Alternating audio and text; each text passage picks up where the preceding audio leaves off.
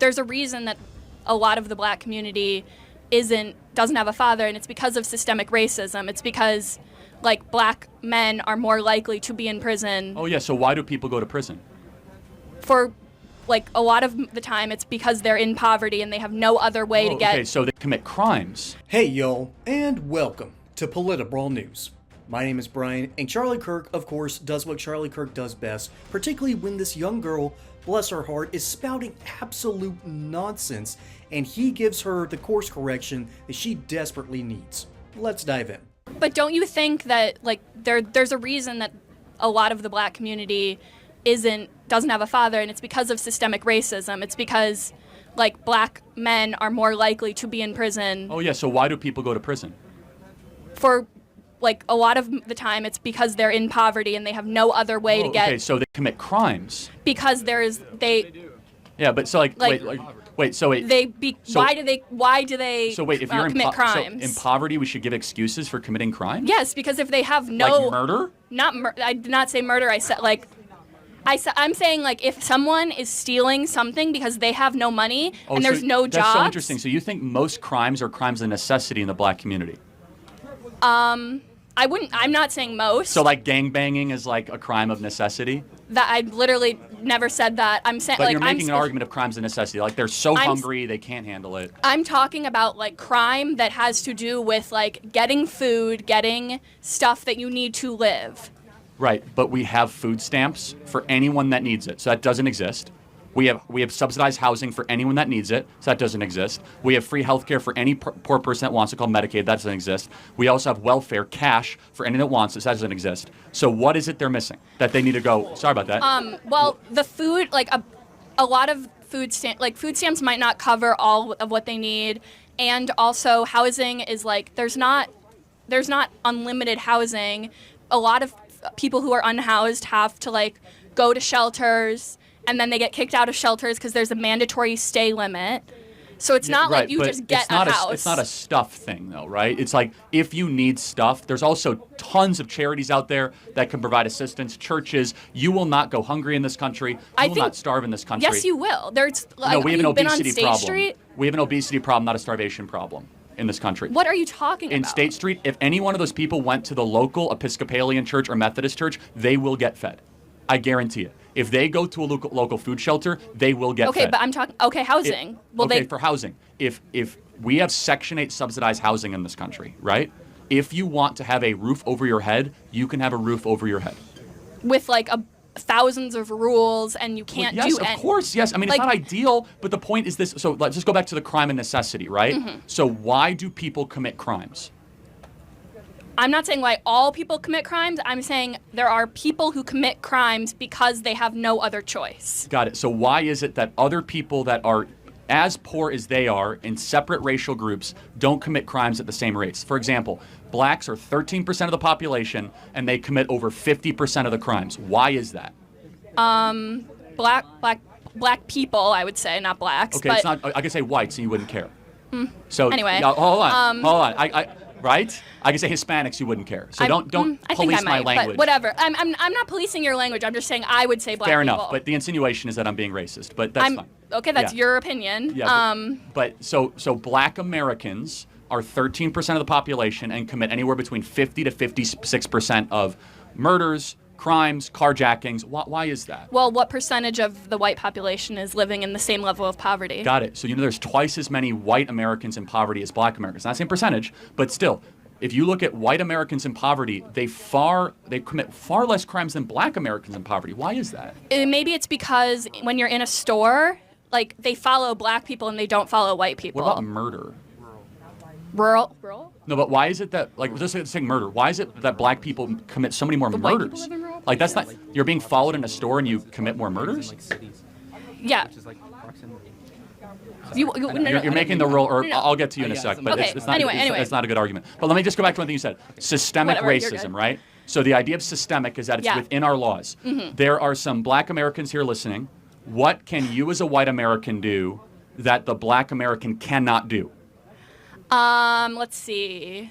I could go into a store and not get followed. The police could not track me down on like when I'm driving. I'm less likely to get shot and killed while I'm driving. There's a lot of things that I can do. Okay, so just be clear. So if you walk into a local CVS here, how would you guys be treated differently? Well, they would probably say hello, and they would probably like just walk, like let me in, and like not follow me, and then. So these are a lot of probablys. I don't believe you, but I'm talking about laws, right? So what in the legal code of America can you as a white individual do that the black individual can't? Because systemic means it's in our code, right? It's for example, like Jim Crow, totally get it. That's systemic racism. What is systemically your advantage? She doesn't know. All right? She simply doesn't know. And then there's the body language tells that you can look at. First off, she's moving her hair back. That means, I don't actually know what I'm talking about. I just know what feels right. Okay, this is the fundamental disconnect that so many kids have. And it's not just because our education system is terrible.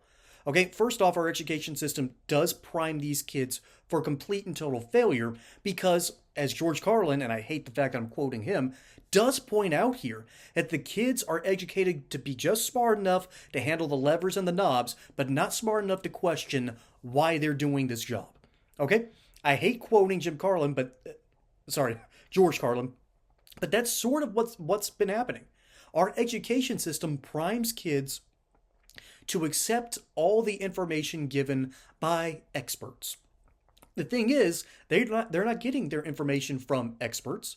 They're getting it from talking heads who allegedly listen to the experts. So there is now 2 degrees of separation. There's now a wall between you and the experts. You need another medium to tell you the truth. That isn't ideal. Researching things for yourself. There's a reason I've got a stacked library behind me. I've read this stuff. Now, granted, the fantasy section over here isn't exactly about truth, but it rings truth. Hence, Lord of the Rings. But the reality is, you need to be smart enough to question why certain things happen. Okay? You don't always have to be overburdened by reading everything cover to cover here and then accepting the whole thing as truth. There are going to be other versions. For instance, historical books, sometimes the historians simply get things wrong. Scientific books, sometimes the models are wrong and new information changes that. So you have to stay up to date. But this poor girl is not just quoting something that she learned in school.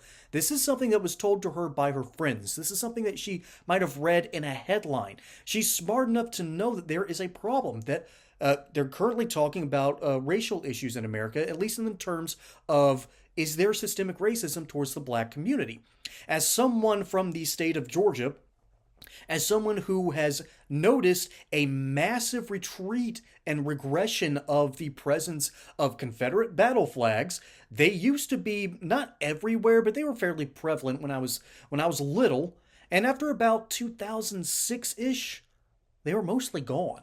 All right, you have to go deep into the hills and the hollers of Georgia in order to find any remaining Confederate battle flags. All right, they're not really there anymore. The only places that have it aren't really that relevant. And I actually know some of the sites, and I try to avoid them as much as I can, because I don't want that sort of association. Because I'm smart enough to know that that time period had systemic racism, okay? Jim Crow, that's systemic, that's in the law code. What we had here in the South right before a certain war, Northern aggression, I'm only half joking when I use that term. That is what systematic problems and oppression actually looks like. You know what doesn't? The modern day. In the modern day, we don't have the systems in place to quite literally keep people down. We don't have that anymore. Any system that is being used right now is outside of the government purview and quite honestly needs to be fought on an individual basis. That's why there are centers like, churches that help out people who are, according to this young lady, unhoused. Okay, that's what these 501c3 charities are supposed to do. And liberals don't really like charity. There's a reason conservatives give more to charity than liberals do. For some reason, liberals think that it's our responsibility collectively. It is the government's responsibility. It's yours. That's the most empowering message you can hear. It is your responsibility to make sure that you don't fall into any kind of addiction that's going to get you to spiral down the drain. I'm talking drugs, alcohol, sports gambling, which is becoming a prevalent problem, and kids are kind of being primed for that. We're going to have to deal with that down the road. Hopefully we deal with that, however, as an individual and not from a government standpoint. We can do these things as people. We can have these little organizations that isn't our government. And we do have a safety net for people who have fallen on hard times, but they're designed to get you back on your feet, not live there in squalor. And so finally, we need to close on this idea. Why is this girl not smart enough to question why do 13% of the population, it's now 12%, commit about 51% of the crimes? That is more due to a personal and cultural issue that we're really still not willing to tackle and admit. Because part of it, don't look up what the CIA was doing in the 1970s in the hood. Don't look that up. Because it'll disturb you. So we can honestly say that we are dealing with the fallout of the pillars that have now been ripped down. We are dealing with the fallout, the sort of background radiation of things like Jim Crow. But those are dealt with at a personal level with charities and other organizations, not our government. So, this poor girl is smart enough to know that there's an issue. She's not smart enough to realize that we already have individuals and groups in place to take care of the homeless. We have groups in place that advocate specifically for different races, and that's a good thing. That's a sort of collectivism outside of our government purview that is a very good thing. And this girl doesn't understand that they exist, what problems they're actually facing, and instead wants this to make it a taxpayer problem. And what it really is making it your problem. That's not fair to you, the taxpayer. That's not fair to me. That's not even fair to the people who need this help. The people deserve to have help from their communities and people who know them best. That's just the truth of the matter. And the sooner you accept that and accept that responsibility, young lady, is the sooner you're going to realize that your ideas don't hold water. And that's exactly what Charlie Kirk is addressing here, and he does so flawlessly. Folks, my name is Brian. Hope you enjoyed that segment here on Political Brawl News. Don't forget to like and subscribe. Catch you on the next one. And until then, y'all have a good one.